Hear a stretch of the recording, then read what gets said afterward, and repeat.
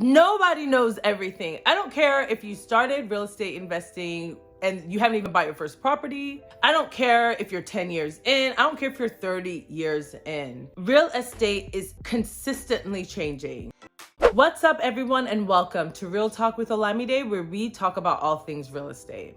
For those of you who don't know me, my name is Olamide, and I am a real estate investor, a licensed realtor, as well as a licensed loan originator. And today we are going to continue with what this channel is all about, which is talking about all things real estate, keeping it real, talking about wealth. So let's go ahead and do it. Recently, a student of mine asked me a question, and they were really concerned. I was like, what's going on?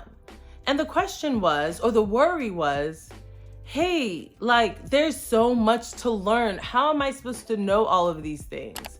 Like, if I have a deal and I don't know what's going on, or something comes up that I don't know, like, how am I supposed to get through it? How am I supposed to close the deal? Like, I'm not going to be able to figure out all this information. I'm worried that I'm not going to know everything. And I thought to myself, that is the last thing that you should be worried about. Nobody knows everything. I don't care if you started real estate investing and you haven't even bought your first property. I don't care if you're 10 years in. I don't care if you're 30 years in. Real estate is consistently changing. There are so many new strategies when it comes to real estate investing. The strategies that worked in 2019 are getting different returns right now in 2022.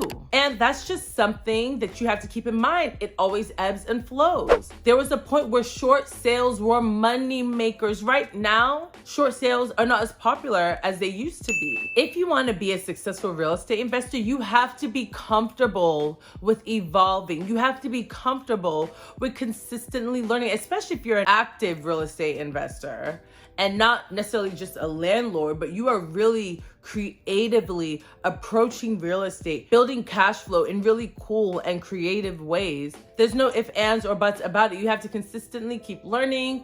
You have to surround yourself with a network of people that are consistently challenging, and you need to have a power team. Look, to this day, I have a question about something tax related on my deal, I call my CPA. If I have something legally related to a deal, I will call my attorneys. I have access to people that are a lot smarter than me. I will not rely on knowing everything. Now, that doesn't mean I'm not consistently learning. I am consistently learning. And I always want to know more than I knew last year. I always want to make sure that I'm improving, consistently learning, because this is something that I'm committed to building wealth. And this is the area that I am wanting to gain financial freedom in. Now, I don't put unnecessary pressure on myself to make sure that I know everything. In fact, when I first started real estate investing, my first deal was one of the most complex transactions. I didn't have a realtor. I was gonna get foreclosed on. I bought it one day before the auction. I bought it subject to the existing loan. I told the seller that I was going to make all of their payments for them, give them some cash, reinstate the loan. At the end of the day, it was a very complex transaction. I wasn't fully prepared for it, but I knew people around me. I worked with a great title company. I confided in other investors, and really I was able to figure it out along the way.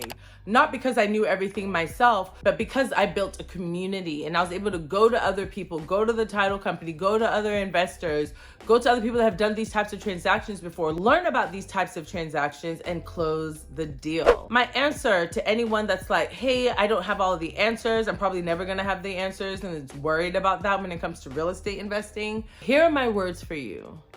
You don't need to know everything. And that's not just with real estate. If you have a job, let's just say you have a W-2. If you have an opportunity to go talk to the CEO of that company, go talk to them. Go talk to the CFO. Go talk to the chief marketing officer, the COO. They don't know everything.